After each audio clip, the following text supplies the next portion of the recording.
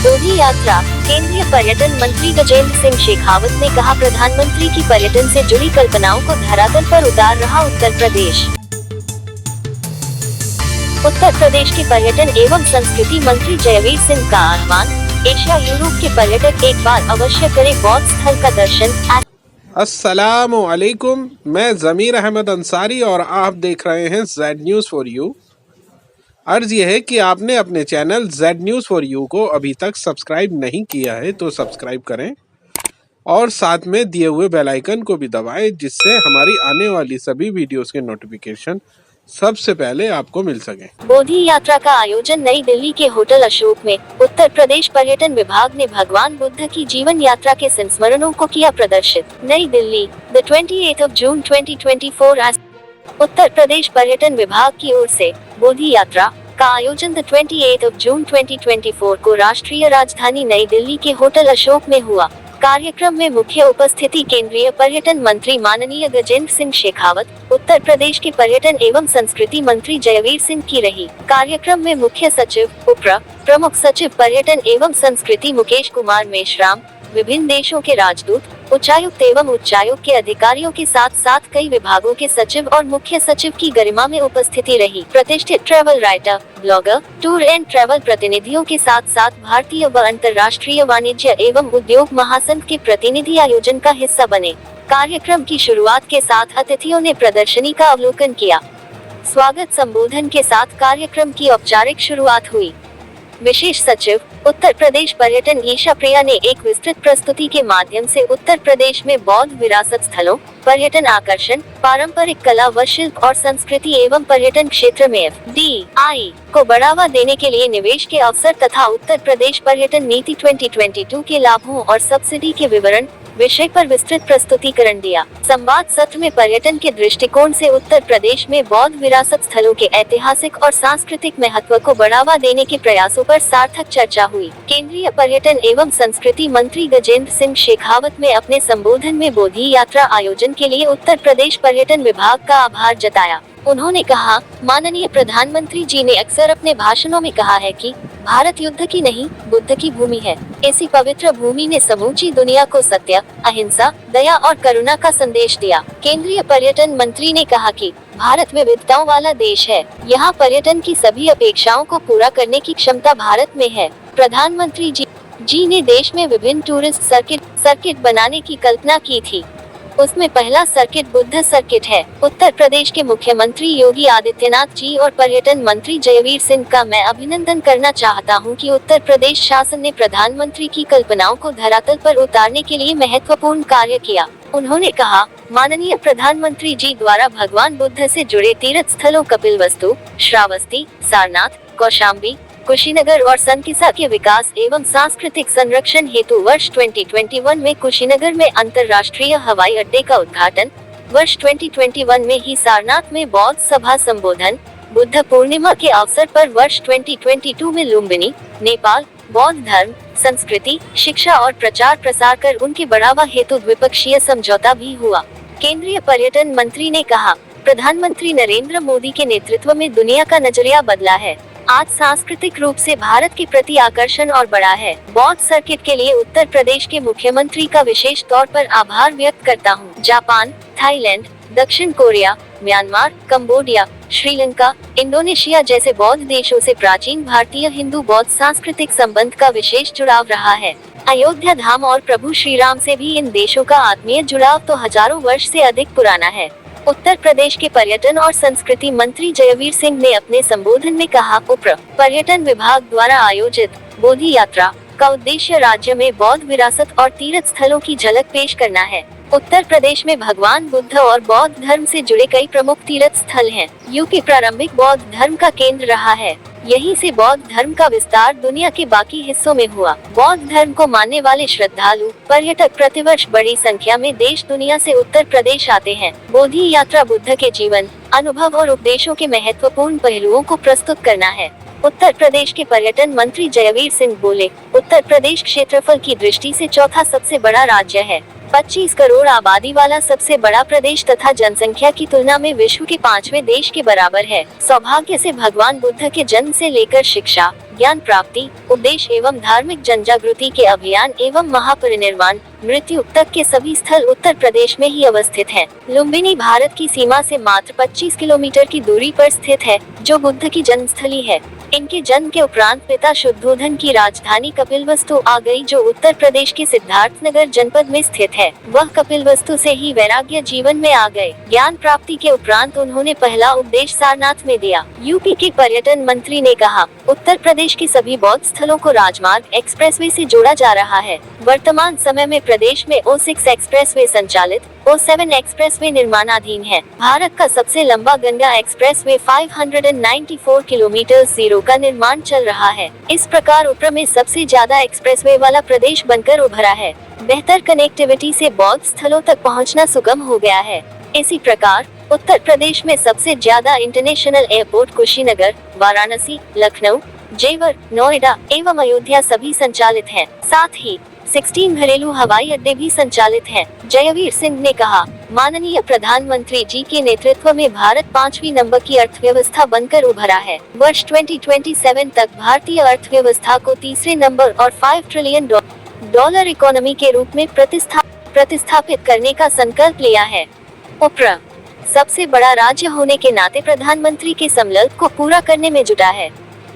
प्रदेश के माननीय मुख्यमंत्री योगी आदित्यनाथ के नेतृत्व में उत्तर को $1 ट्रिलियन अर्थव्यवस्था वाला अग्रणी राज्य बनाने का संकल्प लिया गया है, जिसमें पर्यटन उद्योग का विशेष योगदान है। जयवीर सिंह ने आगे कहा, मैं एक बहुत ही महत्वपूर्ण विषय की ओर आप सभी राजनयिकों का ध्यान आकर्षित करना चाहूँगा। कुछ विदेशी शक्तियों द्वारा जिनका बौद्ध धर्म के उद्गम, शिक्षा, उपदेश, दर्शन एवं आध्यात्म की कभी कोई संचेतना नहीं रही है, वे नकली रूप से अपने देश को बौद्ध धर्म के अनुयायी के रूप में विश्व पटल पर दिग्दर्शित करने का प्रयास कर रहे हैं। बौद्ध अनुयायियों को भ्रामक कपोल कल्पित सूचना तंत्र के माध्यम से उन्हें भ्रमित कर बौद्ध धर्म के नाम पर अपने देश में पर्यटन बढ़ाने के लिए षड्यंत्र रच रहे हैं। उपरा के पर्यटन मंत्री ने कहा, एशिया एवं यूरोप के विभिन्न देशों के सम्मानित राजनयिकों से मेरा अनुरोध है कि आप अपने देशवासियों, बौद्ध अनुयायियों को उपरा के बौद्ध तीर्थ स्थलों पर पर्यटन हेतु प्रेरित करते हुए उन्हें यहाँ एक बार अवश्य पधारने का आह्वान करें। प्रदेश सरकार उनकी प्रत्येक सुख सुविधा एवं धार्मिक चेतना के लिए सदैव तत्पर है। उत्तर प्रदेश के मुख्य सचिव दुर्गा शंकर मिश्र ने कहा, बुद्ध की जन्मस्थली भले लुम्बिनी रही, लेकिन उनकी कर्मभूमि उत्तर प्रदेश रहा। कपिलवस्तु से बुद्ध ने जो यात्रा शुरू की, वो श्रावस्ती, कपिलवस्तु, सारनाथ सहित अन्य स्थलों से होते हुए आगे बढ़ा। उन्होंने कहा, उत्तर प्रदेश बौद्ध धर्म का उद्गम स्थल है और यह बोधि यात्रा आपको भगवान बुद्ध की शांति और दिव्यता का अनुभव कराने की एक पहल है। बौद्ध धर्म की महत्वपूर्ण घटनाएं उत्तर प्रदेश में हुई और इस आयोजन का उद्देश्य इन बौद्ध स्थलों को वैश्विक मानचित्र पर बढ़ावा देना है। हमारे प्रधानमंत्री के विजन के तहत काम करते हुए और राज्य सरकार और पर्यटन विभाग के निरंतर प्रयासों से हमने इन स्थलों पर बुनियादी ढांचे और विश्व स्तरीय पर्यटक सुविधाओं का विकास किया है, जो देश के शीर्ष पर्यटन स्थलों के रूप में उभर रहे हैं। हमारी निवेशक अनुकूल पर्यटन नीति के माध्यम से हितधारक पर्यटन क्षेत्र में उत्तर प्रदेश की इस परिवर्तनकारी यात्रा का एक महत्वपूर्ण हिस्सा बन सकते हैं। केंद्रीय पर्यटन एवं संस्कृति मंत्रालय की सचिव वी विद्यावती ने संबोधन में कहा कि बुद्ध उत्तर प्रदेश के दिल और आत्मा में बसते हैं।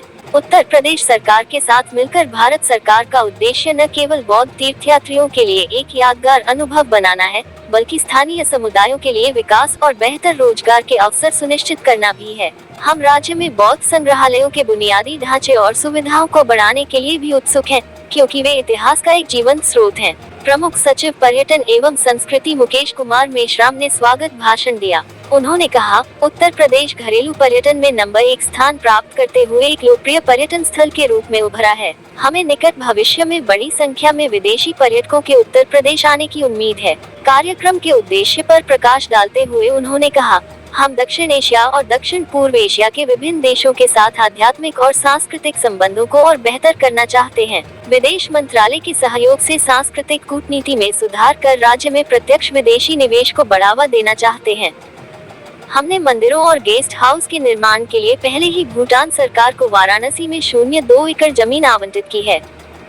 इस मंच के माध्यम से हम अन्य देशों को उत्तर प्रदेश में बुद्ध से जुड़े सभी 6 स्थलों के आतिथ्य और पर्यटन क्षेत्र में निवेश करने की पेशकश करते हैं। हम आपको विश्वास दिलाते हैं कि आपको सभी प्रकार से आवश्यक पारस्परिक सहयोग प्रदान करेंगे। बोधि यात्रा कार्यक्रम में Bhutan, Myanmar, Thailand, Malaysia, Sri Lanka, Lao PDR, Cambodia, Vietnam, Indonesia, Singapore, Japan, दक्षिण कोरिया, मंगोलिया, चीन आदि देशों के राजदूत, उच्चायुक्त एवं उच्चायुक्त के अधिकारियों ने शिरकत की। विदेश मंत्रालय के सचिव और अधिकारी गण, पर्यटन मंत्रालय एवं पर्यटन मंत्रालय के सचिव तथा अधिकारियों, संस्कृति मंत्रालय के सचिव एवं अधिकारी गण तथा मुख्य सचिव, उत्तर प्रदेश की भी गरिमा में उपस्थिति रही। इनके अलावा अपर मुख्य सचिव, अवस्थापना एवं औद्योगिक विकास विभाग, प्रमुख सचिव, पर्यटन एवं पर्यटन विभाग के अधिकारी, अंतर्राष्ट्रीय बौद्ध परिसंघ दिल्ली के पदाधिकारी, प्रतिष्ठित ट्रैवल राइटर एवं blogger, travel and tour operator प्रतिनिधि तथा भारतीय तथा अंतर्राष्ट्रीय वाणिज्य एवं उद्योग महासंघ के प्रतिनिधि भी शामिल हुए। सांस्कृतिक कार्यक्रम के तहत भगवान बुद्ध की असाधारण यात्रा पर एक प्रस्तुति हुई। तत्पश्चात अतिथियों का अभिनंदन किया गया। Okay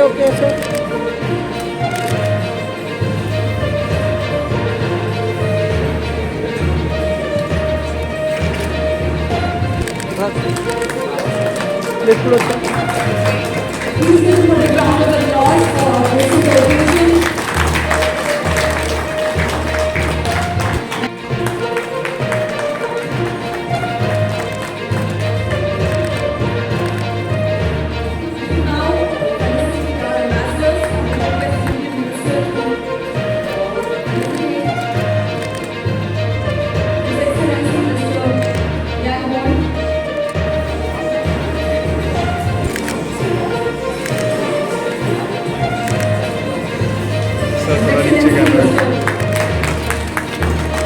Signing on, Ambassador of Singapore.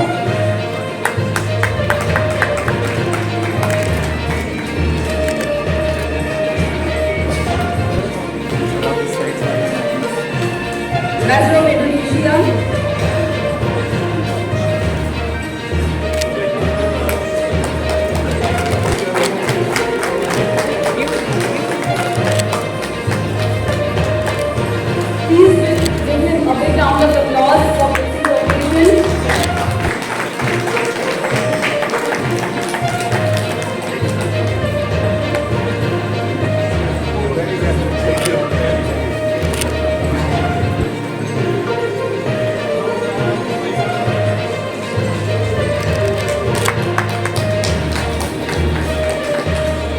Completely sir.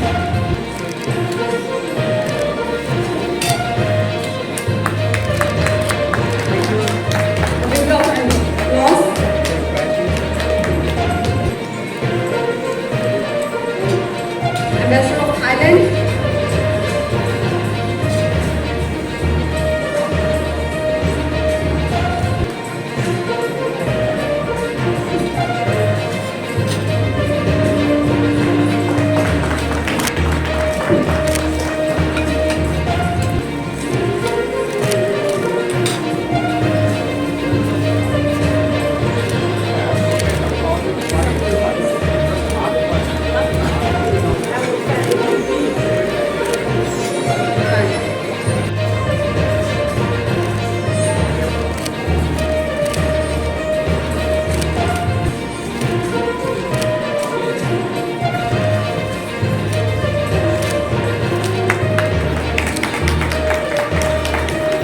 Representative from Nepal, Mr. Naveen Srivastava.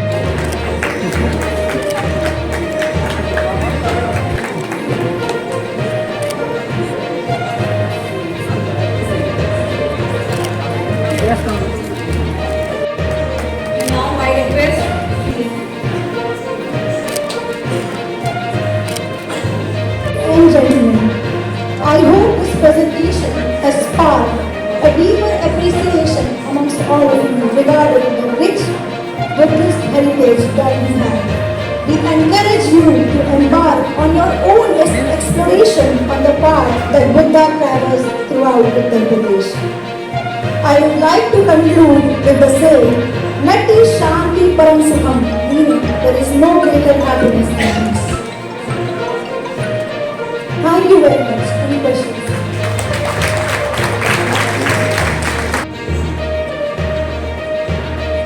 इस अद्भुत, अनूठे और आकर्षक कार्यक्रम में जिसे उतना ही सुंदर नाम बोधि यात्रा का रूप में दिया गया, आज यहाँ कार्यक्रम में उपस्थित मेरे छोटे भाई उत्तर प्रदेश सरकार के टूरिज्म मिनिस्टर श्री जयवीर सिंह जी, उपस्थित मेरे विभाग के सचिव आदरणीय श्री विद्यावती जी, उत्तर प्रदेश सरकार के chief secretary Durga Shankar Mishra ji, other officials of the Uttar Pradesh government, holy monks, His Excellency ambassadors, distinguished guests, मैं उत्तर प्रदेश सरकार का धन्यवाद करना चाहता हूं कि उन्होंने इस बोधि यात्रा के अवसर पर मुझे यहाँ आने का सौभाग्यपूर्ण अवसर दिया। अभी हाल ही में माननीय मोदी जी के नेतृत्व में तीसरी बार देश की सरकार बनी और मुझे माननीय प्रधानमंत्री जी ने कला, संस्कृति, टूरिज्म एंड कल्चर के क्षेत्र में काम करने का ऐसा दायित्व दिया। And this is my maiden speech and the first ever program which I am attending after becoming the minister. So this Bodhi Yatra is an immersive experience for me. कि जिस बोधि यात्रा के साथ में आप यात्रा की बात कर रहे हैं, मैं भी अपनी एक नई यात्रा की शुरुआत कर रहा हूँ। मैं ऐसा सौभाग्यपूर्ण अवसर और ऐसा अद्भुत अवसर देने के लिए उत्तर प्रदेश शासन के माननीय मुख्यमंत्री जी और माननीय मंत्री जी का बहुत सारा धन्यवाद हृदयपूर्वक करना चाहता हूँ। मित्रों, भारत की धरती पूरी दुनिया के लिए एक आकर्षण का केंद्र रही है सदियों सदियों से। भारत की बौद्धिक संपदा, भारत की उन्नत संस्कृति, भारत का ज्ञान, भारत का विज्ञान, भारत की ट्रेजर, भारत की वेल्थ, इसने अनेक सहस्त्राब्दियों से भारत की तरफ, हजारों हजार सालों से भारत की तरफ लोगों को आकर्षित किया है। इस इतिहास के लंबे दौर में अनेक लोग, कुछ लोग भारत की तरफ अपने बौद्धिक ज्ञान की संतुष्टि के आकर्षण को लेकर के आए, कुछ इस उन्नत संस्कृति से कुछ सीखने के लिए आए, कुछ यहाँ की कला को देखने के लिए आए, कुछ लोग यहाँ की संपदा का आपसे आकर्षित होकर के भारत की तरफ आए, कुछ सीखने के लिए आए, कुछ जानने के लिए आए, कुछ लूटने के लिए आए, लेकिन भारत में लोगों का आगमन निरंतर बना है। और उसके बाद में भी भारत की भूमि ने विश्व भर को बहुत कुछ दिया। भारत की भूमि ने ज्ञान दिया, जैसा अभी जयवीर सिंह जी कह रहे थे कि दुनिया में फ्रस्ट्रेशन एंड बहुत जो है, दुनिया को, विश्व को युद्ध दिया होगा, हमने भारत को बुद्ध दिया, हमने जीवन जीने की संस्कृति दी, जीवन जीने की कला दी, हमने दुनिया को धर्म दिया, आस्था के बिंदु दिए, आस्था के केंद्र दिए। और इन सब के चलते हुए भारत के प्रति सतत आकर्षण, सस्टेनेबल अट्रैक्शन जो है भारत के प्रति निरंतर बना है।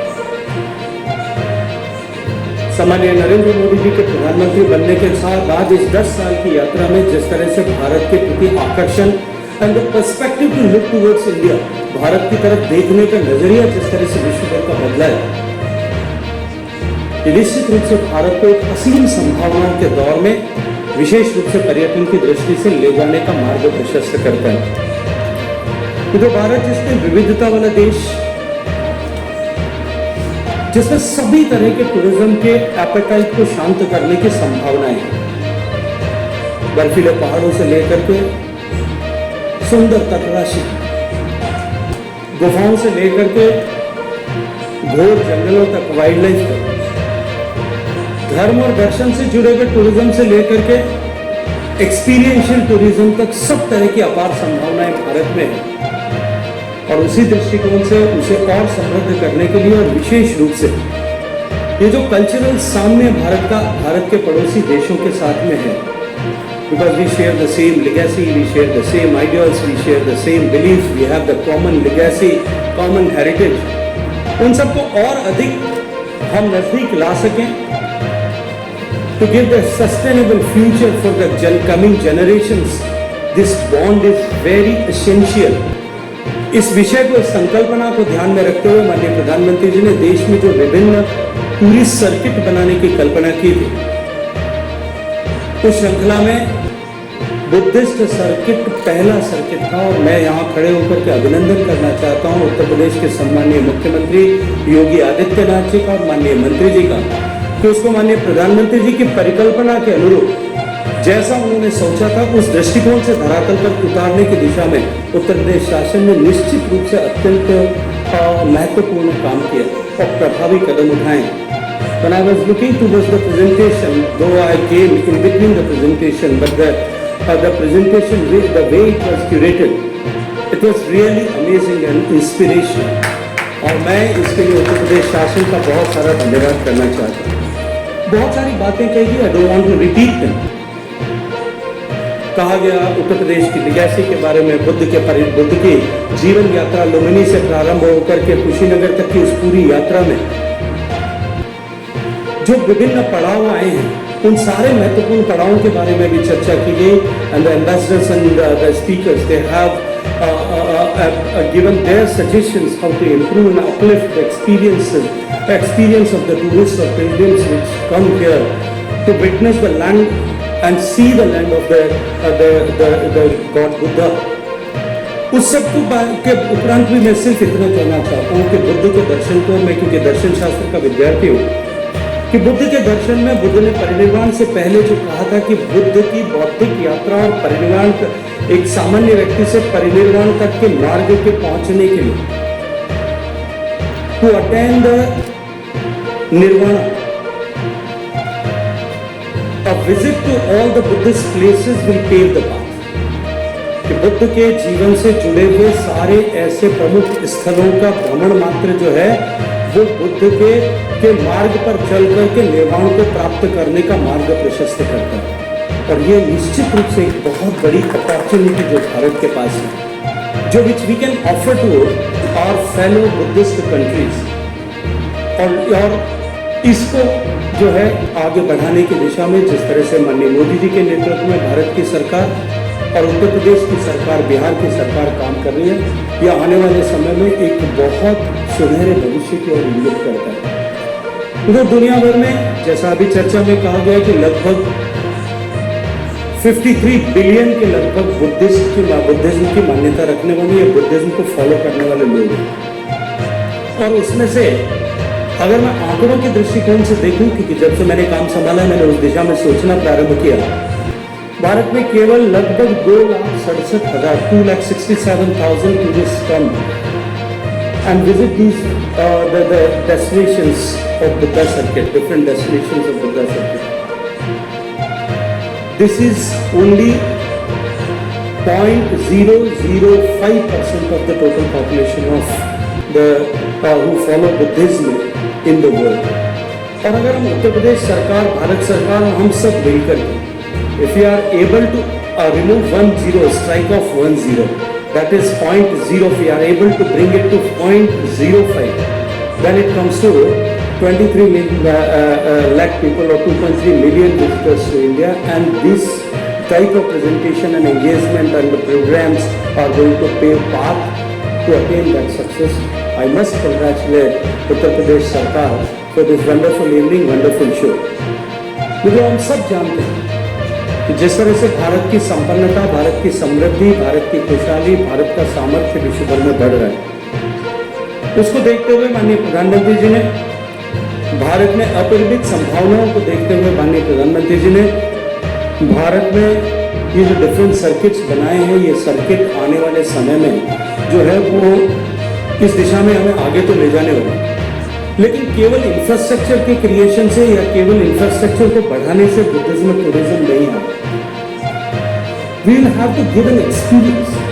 कोई भी टूरिस्ट जब घर से निकल के आता है, क्योंकि मेरा टूरिज्म इंडस्ट्री से बहुत पुराना जुड़ाव है, वो घर से निकल करके आता है एक पिलग्रिम की जब हमने बात की, जो हिंदुइज्म के पिलग्रिमेज में जाने वाला व्यक्ति है वो सिर्फ एक मंदिर तक जाता है, कुछ मिनट के लिए, कुछ सेकंड के लिए दर्शन करता है और उसकी यात्रा समाप्त हो जाती है। But Buddhist pilgrims are entirely different.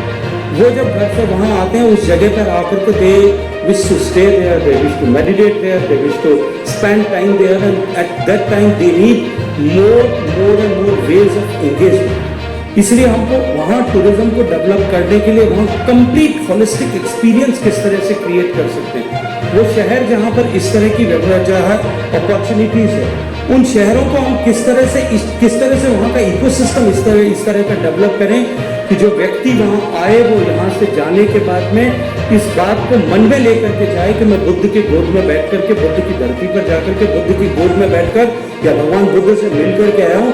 जब हम इस तरह के एक्सपीरियंस देने की परिस्थिति में आएंगे, हम साथ बैठ करके विचार करेंगे, चर्चा करेंगे। आदरणीय मिश्रा जी, आदरणीय जयवीर सिंह जी, आपके अधिकारियों के साथ में बैठकर हम इस विषय पर विस्तार के साथ में कभी चर्चा करेंगे कि किस तरह से हम इस एक्सपीरियंशियल टूरिज्म को या टूरिज्म के एक्सपीरियंस को किस तरह से बढ़ा सकते हैं। और उसके बाद में मुझे बहुत प्रसन्नता है कि जिस तरह का लैंड बैंक बनाया है, जिस तरह की पॉलिसीज बनाई है, क्योंकि पहले मैं जानता था और इस बात का मेरे पास जानने के और मानने के कारण भी थे that state of Rajasthan is the best tourism policy and tourism investment की जो पॉलिसीज है वो best of the policies. But आज मुझे देख करके लगता है कि उत्तर प्रदेश अब कुछ कदम और आगे माननीय योगी आदित्यनाथ जी के नेतृत्व में गया है। मैं बहुत सारी शुभकामनाएं देते हुए एक बहुत सुनहरा भविष्य उत्तर प्रदेश के अर्थव्यवस्था में और लोगों के जीवन में परिवर्तन लाने के दृष्टिकोण से इस कार्यक्रम के बाद और उत्तर प्रदेश सरकार के इन प्रयासों से आएगा, ऐसी शुभकामनाओं के साथ हृदयपूर्वक धन्यवाद। भारत माता की। मोदी यात्रा के कार्यक्रम के पावन अवसर पर मंचासीन, मुख्य अतिथि के रूप में मंचासीन वीरों की धरती, देश की आन बान शान के प्रतीक की धरती और जिन्होंने राष्ट्र के लिए हमेशा त्याग, तपस्या, बलिदान देने का काम किया है, ऐसी धरती के लाल, हम सबकी आन बान शान के प्रतीक और जिनका पारिवारिक पृष्ठभूमि से अब तक देश और राष्ट्र की सेवा में एक बड़ी भूमिका देने का इतिहास रहा है, ऐसे हमारे देश के भारत सरकार के पर्यटन और संस्कृति के मंत्री मेरे बड़े भाई आदरणीय श्री गजेंद्र सिंह शेखावत जी, यहाँ उपस्थित हमारी यूपी सरकार के चीफ सेक्रेटरी आदरणीय DS मिश्रा साहब, भारत सरकार की पर्यटन सचिव आदरणीय श्रीमती विद्यावती जी, हमारे प्रमुख सचिव भाई मुकेश मिश्राम जी, यहाँ उपस्थित भारत सरकार और प्रदेश सरकार के बहुत सारे वरिष्ठ अधिकारीगण और विशेष रूप से विभिन्न देशों के पधारे हुए बहुत बहुत सम्मानित राजनयिक, हमारे बौद्ध भिक्षु, बौद्ध अनुयायी और अन्य वो तमाम प्रशासनिक और राजनयिक क्षेत्रों में विश्व भर की पधारी हुई विभूतियों का मैं उत्तर प्रदेश सरकार की ओर से बहुत बहुत अभिनंदन करता हूँ, स्वागत करता हूँ, उनका बहुत बहुत साधुवाद देता हूँ कि आज उत्तर प्रदेश सरकार के आमंत्रण पर वो लोग हम लोगों को अनुरोध को स्वीकार करते हुए यहाँ पधारे हैं। तो निश्चित रूप से जैसा कि आप और हम सब जानते हैं कि उत्तर प्रदेश जनसंख्या की दृष्टि से और क्षेत्रफल की दृष्टि से विश्व के तमाम देशों से बड़े देश की भूमिका का निर्वहन करता है। ऐसा प्रदेश जिसकी आबादी 25 करोड़ के आसपास है और जो भारत का हृदय स्थल है, ऐसे प्रदेश के इस कार्यक्रम में पुनः आपका मैं स्वागत करता हूँ। सौभाग्य के भगवान बुद्ध के जन्म के लेकर के शिक्षा, उनके ज्ञान की प्राप्ति, उनके उपदेश, उनका धार्मिक जन जागृति के लिए अभियान एवं महापरिनिर्वाण तक के सभी स्थल उत्तर प्रदेश में ही अव्यवस्थित हैं। लुम्बिनी भारत की सीमा से मात्र 25 किलोमीटर दूरी पर स्थित है, जो भगवान बुद्ध जी की जन्मस्थली है। इनके जन्म के उपरांत इनकी जो स्टेट थी शुद्धोधन, जिसकी राजधानी कपिलवस्तु आ गई, जो उत्तर प्रदेश के सिद्धार्थनगर जनपद में स्थित है। वही कपिलवस्तु से ही वैराग्य के जीवन में आ गए। भगवान बुद्ध ने ज्ञान की प्राप्ति के उपरांत पहला उपदेश सारनाथ में दिया था। इसी घटना को धर्म चक्र के रूप में धर्म चक्र परिवर्तन के रूप में जानते हैं। श्रावस्ती में 25 वर्षा ऋतु भी व्यतीत करने का अवसर भी उत्तर प्रदेश की धरती को मिला है। यहीं से स्वर्ग में जाकर भगवान बुद्ध ने अपनी माता स्वर्गीय महामाया को धर्म उपदेश देने का काम किया था। संकिता जो फरुखाबाद उत्तर प्रदेश में स्थित है, यहाँ स्वर्ग से सीढ़ियों से भगवान बुद्ध जी उतरे और कौशाम्बी में प्रारंभ काल में भगवान बुद्ध ने कई बार प्रवास करके अन्य महत्वपूर्ण उपदेश देने का काम किया था। कुशीनगर भगवान बुद्ध का स्थल निर्माण का सबसे बड़ा धार्मिक स्थल है। मैं समझता हूँ कि जो ऐसे बौद्ध पर्वत के रूप में उत्तर प्रदेश में इन सब बौद्ध स्थलों को जोड़ने के लिए हमारी प्रदेश की सरकार ने बौद्ध सर्किट का डेवलपमेंट करने का काम किया है।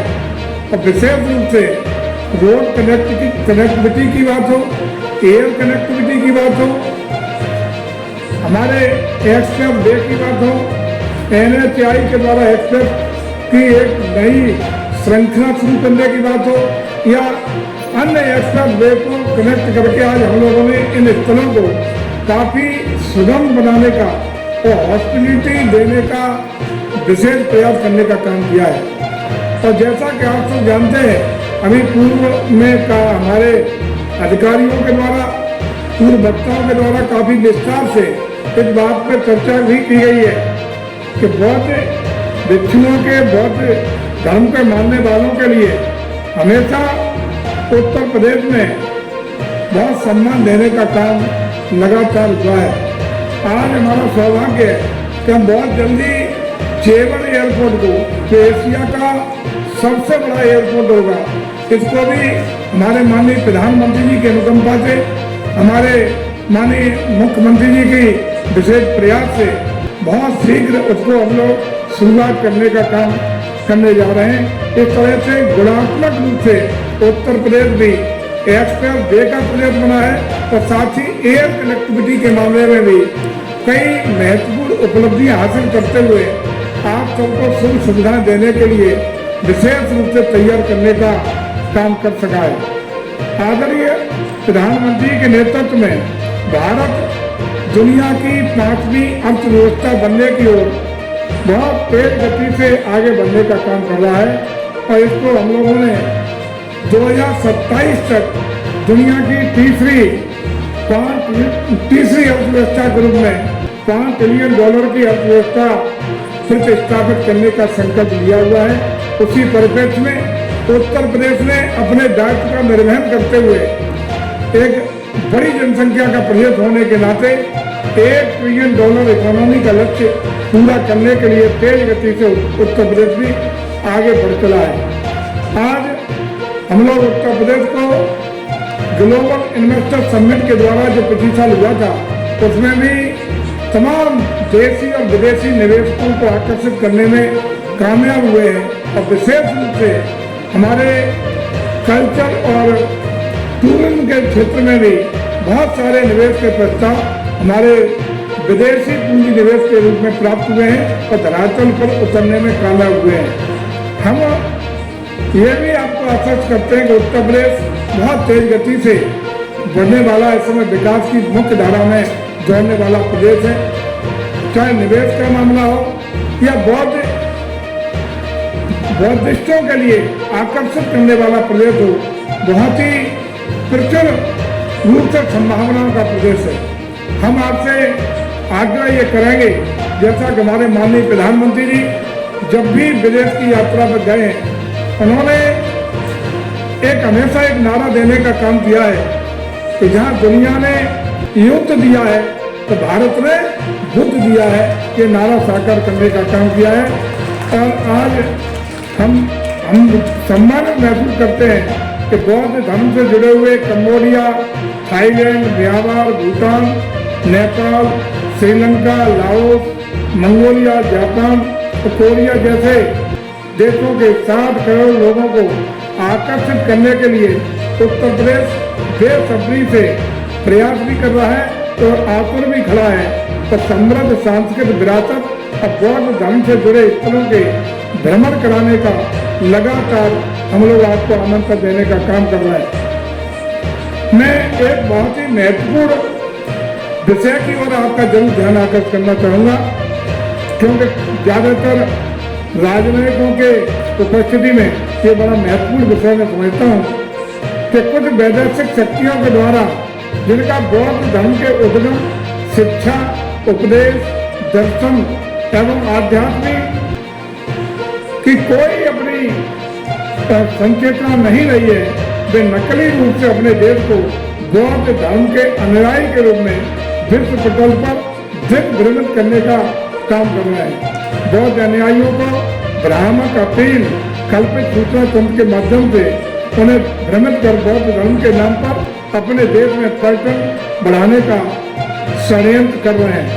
मैं समझता हूँ कि आज विभिन्न राजनयिकों की उपस्थिति में जो सम्मानित राजनयिक आए हैं, उन सबसे मेरा निवेदन है कि आज तुम लोग अपने देशवासियों को उत्तर प्रदेश के लिए, उत्तर प्रदेश में बौद्ध तीर्थ स्थलों के भ्रमण के लिए उनके अनुयायियों से अवश्य निवेदन करने का काम करेंगे। और मैं समझता हूँ कि भारत के हृदय स्थल उत्तर प्रदेश में उत्तर प्रदेश सरकार उनके स्वागत में तत्पर खड़ी है और इस आह्वान के साथ कि आइए हम भगवान बौद्ध के सिद्धांतों को, आदर्शों को, उपदेशों को अपने जीवन में समाहित करते हुए अपने देश को सुख, शांति, अमन, चैन और अपने विश्व के कल्याण के लिए उसी धारणा के अनुरूप विश्व शांति का संदेश देने में अपना योगदान करें। और सभी राजनीतिकों से विशेष रूप से मैं निवेदन करूंगा कि उत्तर प्रदेश की इस पहल में काफी विस्तृत रूप से अधिकारियों ने रखा है। आप अपनी महती भूमिका का निर्वहन करके उत्तर प्रदेश में चाहे भ्रमण की बात हो या निवेश की बात हो, दोनों में अपना महती योगदान दे करके हम सबको कृतार्थ करेंगे।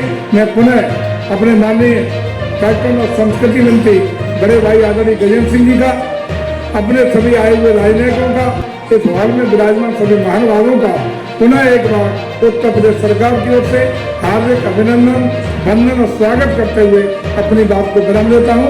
बहुत बहुत धन्यवाद। I would like to express my sincere appreciation for inviting me to be part of this important initiative, and I'm looking forward to work closely with the government of Uttar Pradesh to develop this important religious initiative to be implemented together with the Mongolia. For Mongolians, India is land of Lord Buddha. We refer to each other as spiritual neighbors, which gives our historic linkage to many thousand years back. So, and of course, within these bilateral relations, Buddhism is one of the most important links that links Mongolia and India, and it goes many centuries back. So every Mongolian in their heart wished to visit India, and of course the sacred places related to Buddha. And there is a circuit of ambassadors, distinguished representatives of various government organizations, distinguished guests, my colleagues in the government, friends from media and ladies and gentlemen, for attending today this exposition of Buddhist heritage of Uttar Pradesh, the Bodhi Yatra. Uttar Pradesh is fast emerging as India's most favored tourism destination, as you have already seen during the presentation. Both internationally and domestically. In 2022, the state has witnessed an incredible surge in domestic tourist arrivals of 32 crore, and it is estimated that 2023 the number would go to 48 crore. Number one state in terms of domestic tourist arrival in India. As compared to foreign tourist arrival, we have received around 6.5 lakhs number trip in India, which was comparably less than expected, but with the efforts which the state is making right now, we are hopeful that in the coming years we would be able to attract more and more number of inbound foreign tourists also. As per NSS at all India level in 2023, total expenditure done by domestic tourists visiting Uttar Pradesh was around 2.2 lakh crore, which likely to grow up to rupees 4 lakh crore by 2025, and total expenditure done by foreign tourist arrivals Uttar Pradesh was around 10,000 crore rupees. The objective of this interactive session or the event is to reveal the cultural and spiritual connection of Uttar Pradesh with different countries in South Asia and Southeast Asia. There are many countries, Sri Lanka, Japan, South Korea, Myanmar, Vietnam, Thailand, Singapore, etc. The excellencies from these countries, they are already here, present over here. Also to improve cultural diplomacy with the support of Ministry of External Affairs between Government of India and respective countries, and promote foreign direct investment by setting up country-specific Buddhist conclave. So it is pertinent to mention here that the foreign countries shall be invited through MEA to invest in Uttar Pradesh, and state government shall identify land parcels as per their requirement based on mutually agreeable terms and conditions. As in the case of Royal Government of Bhutan, we have the state of Uttar Pradesh has already allotted 2 acres of land in Varanasi to construct temple and guest houses. Likewise, other countries may also set up respective infrastructure in the hospitality and tourism sector in the state of Uttar Pradesh in all these 6 destinations which we have mentioned right now in the hospitality and tourism sector. They will also get the facilitation as well as subsidies, fiscal and non-fiscal incentives for setting up these infrastructures. To promote faster land availability to investors, Department of Tourism has recently launched Land Lease Policy 2024. So, the land will be allotted on long-term basis, lease of 90 years, where land will be allotted to the respective countries, and they can set up either monastery, guest house, restaurant, or whatever kind of tourist facility they want to. Department of Tourism Uttar Pradesh state has also taken several steps to promote faster tourism related investment into the state, and we have launched Tourism Policy 2022, which facilitates, which actually that is very lucrative policy and one of the best policy in the country. Now, right from the beginning of registration till its operation, we provide support by guiding them, by facilitating them, and by providing help in getting the approvals from different departments for expediting the project. This event, Bodhi Yatra, proposes to showcase Uttar Pradesh as the cradle of Buddhism in the world, and we are ready to receive the number of footfall of foreign tourists in the state, for which we have identified land parcels, and we have also created separate fund for Buddhist tourism destinations. We are preparing destination development plans And in the coming years, we will set up all kind of facilities to facilitate the tourists in these destinations. I once again welcome everyone present over here to this first of its kind event in Delhi to position the state of Uttar Pradesh as a leading spiritual tourism destination in the country and world, and invite you to share your ideas, your suggestions for the cultural, academic exchange and for the development of Buddhist tourism in Uttar Pradesh. Thank you once again. Bhavatu Sabba Mangalam.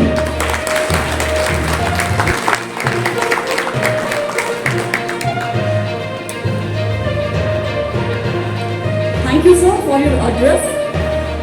And the heart of Bodhi Yatra lies in understanding the wisdom of Buddha. Now we will begin our discussion session on historical and cultural significance of Buddhist heritage sites in Uttar Pradesh. To begin with, we will pass on mic to dignitaries, and to begin with, may I request sites in UP, about which a very interesting and a very engaging presentation was made. What one could actually see is we were probably traveling along with the Buddha, probably in a time capsule going back in time, revisiting one place after the other. While many destinations we go as a tourist and as a visitor, it is for the eye, it is for the palate, here it is for the soul. I think the way we are looking at the destination, especially when we talk about Kushinagar, when we talk about Shravasti, about Kaushambi, is how does Buddha touch us in our heart and soul. So the way we would like to look at the tourism development in UP, Government of India in collaboration with the State Government of Uttar Pradesh, is to develop these destinations to bring to the pilgrim, somebody who starts as a visitor, becomes a tourist, and then actually becomes a pilgrim to these holy sites. This entire journey of the traveler, we would really want it to make it more comprehensive, more engaging, is to not only create a memorable experience end to end for the travelers, but also involve the local community in this entire experience, because it is they who are living in the land of Buddha. It is the youth of that place, the youth of Kushinagar, the youth of Kaushambi, who have a stake in that. So we want to involve the local youth, local community to partake the stories of the Buddha and to make the visit for all of us more memorable. I would just add one more line, which is our Honorable Minister is also Minister for Culture. So one of the things which we definitely would like to do along with the State Government of UP, which is the Tourism and Culture Ministry from the Government of India, is to work with the museums of UP. Sir, some of the museums in Uttar Pradesh have some amazing Buddhist antiquities, relics, and this is something which we really want to bring it to light. Because the epigraphs and the relics and the antiquities in museums are the living history of the Buddha. They speak to us from those days. So we really want to bring this to the public fore, and I'm sure we should be able to take very good steps in this direction. We are in an age of very transformational tourism. We are talking about experiential tourism. And again, as I said, when it comes to UP, when it comes to Buddhist sites, it's all about the heart and soul. Thank you. Good evening to all of you. Namo Buddhaya. Most respected venerables who are here among us, and a nun who is also here. Honorable Minister of Culture and Tourism, Sri University Shekhawat sir, and Honorable Minister for Tourism and Culture from UP Government, as well as of course Chief Secretary from UP, Shri Shanji, who has been very passionate about pursuing the Buddhist path. I want to say in simple words, Namo Buddhaya, Venerable Buddhist monk and nun sitting in the audience, Honorable Union Minister for Tourism and Culture, Honorable State Minister for Tourism from UP, a very good friend of mine, Secretary, Ministry of Tourism, of course, another good friend of mine, Honorable Chief Secretary of UP. Thank you very much for inviting Singapore as one of the representatives for this first journey of the Budi Yatra. I want to make 2 points. Singapore is an early believer of the state of Uttar Pradesh. In the last GIS, Global Investor Summit, Singapore has committed 30,000 crore rupees of investment in UP. Amongst the 5 pillars of investment in UP, one of them involves tourism. And we have one Chota small project in Sanaa. But we hope that through this conference, more people are aware of the Buddhist circuit in the beautiful state of UP, and that more Singaporean Buddhists make their pilgrimage to UP. We are a very small nation. We are about 5.8 million people in Singapore, but 30% of the population, around 1.7 of them, are Buddhists, and they regularly make visits to India to trace the footsteps of Lord Buddha. Honorable Ministers of Tourism of India, Honorable Ministers of the Tourism and Cultures of UP, Chief Secretaries, and all of my dear colleagues. So, thank you so much for inviting Thailand to be part of this promotion event of the Buddhist circuit in UP. I'd say that for Thailand, most of our population, about 95%, follow Buddhist. We practice what we call Theravada tradition. And Buddhism has been successfully integrated in our way of life from birth to death and in all aspects. So I would say that since Thailand and India, we have strong connections to the Buddhism since over 2,000 years, the 3rd century. So the Buddhism that we have derived from India to Sri Lanka have influence in our cultures and way of life. So that's mean our two countries are so well connected in this sense. So no wonder that when I came to India and to the office in 2021, my first trip outside Delhi was to UP. I met the Chief Minister, Honorable Chief Minister, and I remember that we discussed the possibility how to promote tourism between Thailand and UP. We talked about to increase some of the investment in UP facility at Sri Lanka and to increase the number of tourists to UP.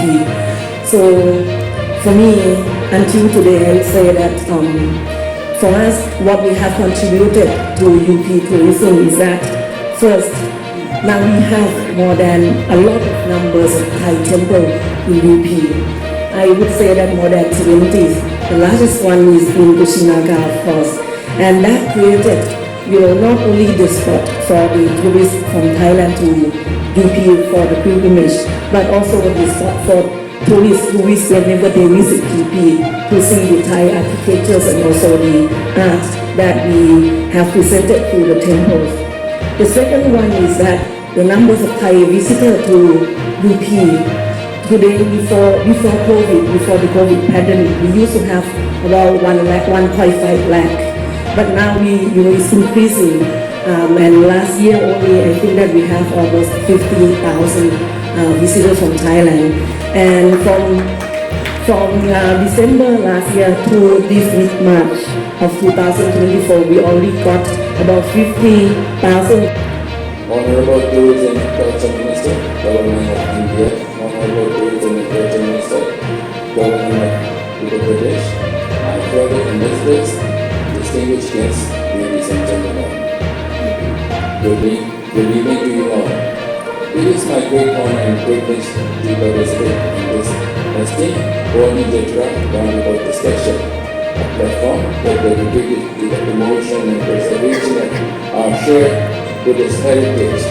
At the outset, I would like to extend my heartfelt gratitude to the Tourism Department of the Uttar Pradesh for organizing this significant event.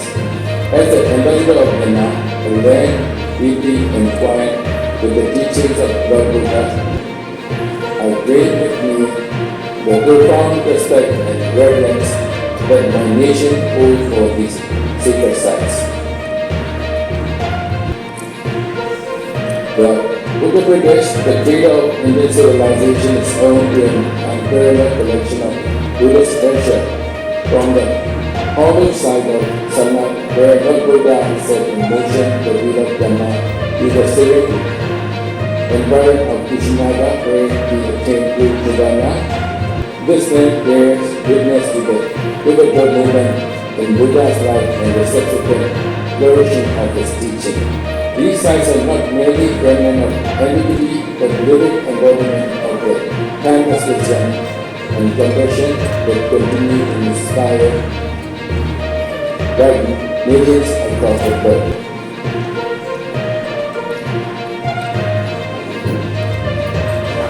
Taking this opportunity, I would like to highlight Myanmar's rich Buddhist heritage. Buddhism in Myanmar is predominantly of the Theravada tradition practiced by about 90% of the population. Myanmar is the most religious Buddhist country in terms of the proportion of nuns in the population and the proportion of income. States and union territories, great tourism, await ideas and suggestions.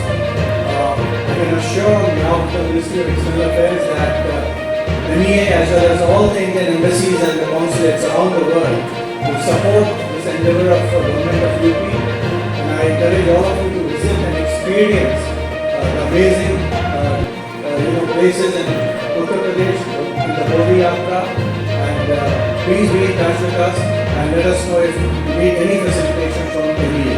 Thank you very much and congratulations to the state of Uttar Pradesh. Lord Buddha not only had a deep impact in the region through his teachings, but also people around countryside are known for commitment to brass laws. Also, are the very conservative who they are all the way from Central Asia. They are part of every facility in Uttar Pradesh. The tribal art of Sanskrit is a beauty behold. The intricate details of the Banarsi sarees and the Banarsi textiles of Varanasi, along with the banana fibers of Kushinagar, which behold the sustainable way, a detailed view about the investments received as per the Buddhist sites is shown in the video. With the assistance of Worldwide, we have been able to upgrade a number of birds in the Buddhist circle. Diwali Patikrama Kushinagar, for example. Also, the Vipassana Uddhav has been sanctioned. A lot of projects in order to increase the last time connectivity to the Buddhist circle have been sanctioned. The government of Uttar Pradesh is committed to the development and upgradation of the Buddhist circle. The following projects have already been sanctioned and are under construction as well as application. These include the Buddhist theme park at Kausana, the science work in Kapilvastu, upgradation of the Valley Tourist Program in Saharanpur. Also, works are being carried out in Saharanpur.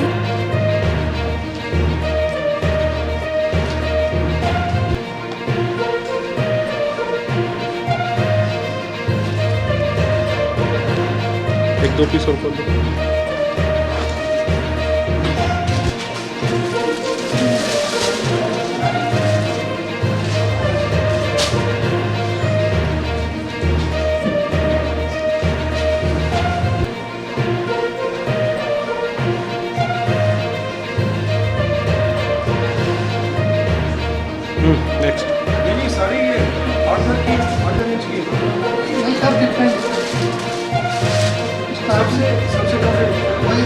अभी रुकते हो बता नहीं तो सवाल कर दिया आपने।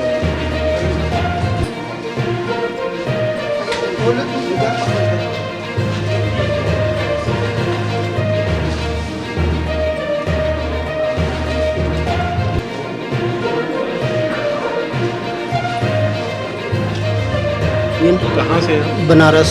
तो ये जो आज आपने स्टॉल लगाया है, जो इवेंट चल रहा है यहाँ पर बुद्धिज़्म का, तो यहाँ पे लगाने का क्या पर्पस था? नहीं, ये यूपी स्टेट जो मिनिस्ट्री है, यूपी स्टेट मिनिस्ट्री ने हमें बुलाया है उसके लिए कि डिस्प्ले के लिए, ओनली फॉर डिस्प्ले। तो अपने कला ये कपड़ा है, इस कपड़े के बारे में हमें कुछ बताइए। ये हम लोग हैंडलूम से करते हैं, हैंड वीविंग का काम होता है। एक साड़ी तैयार होने में 2 से 3 महीना लग जाता है और उसमें ब्रोकेट का आता है, वो जो है 10 दिन में तैयार हो जाता है। तंचुई ये अलग अलग वैरायटियाँ हैं बनारस जैसे की। आपने अभी हमें ये 3 तरह की वैरायटी दिखाई, इस पे क्या कॉस्ट है? इसमें जो है एक तो आता है आपका यही करीब ब्रोकेट वाला 22,000 के रेंज का, और जो हैंड वीविंग वाला दिखाया पिंक कलर का वो जो है 90,000 का है, और एक दूसरा जो दिखाया 7,500 का है। तो और कितनी तरह की वैरायटी होती है? हमारे पास तो कम से कम 20 वैरायटी होती है। जैसे आपने बताया दिल्ली हाट में भी आपने परमानेंट टिकट खोला, परमानेंट नहीं होता, वो 6-6 महीने पे मिलता है एक बार। तो वो रेंट पे आपको स्टॉल मिलता है? हाँ, वो तो गवर्नमेंट से रेंट पे मिलता है। वहाँ पे सेल होती है? सेल होती है। कैसा रिस्पॉन्स आपको मिलता है? अच्छा रिस्पॉन्स होता है सीजन में। क्या थोड़ा कहलाता है ये कपड़ा? ये बनारसी कहलाता है। ओनली बनारसी के नाम से ही है? हाँ जी। तो सारा जो वैरायटी है सब बनारसी? बनारस में अलग अलग डिज़ाइन, अलग अलग टेक्सचर बनता है। डिज़ाइन का ही फर्क होता है? हाँ, डिज़ाइन का, कपड़े का भी फ़र्क होता है। कतान होता है, साटन होता है, जॉर्जेट होता है, टसर होता है, मूंगा होता है, अनेक वैरायटियाँ बनती हैं।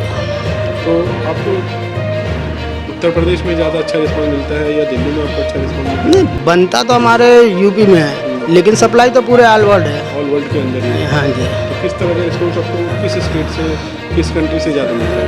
नहीं, हम लोगों को तो हर जगह से मिलता है, जहाँ से भी वो। क्योंकि ये बनारसी जो कपड़ा है काफ़ी कॉस्टली हाँ, पूरे हिंदुस्तान में भी चलता है और बाहर भी चलता है।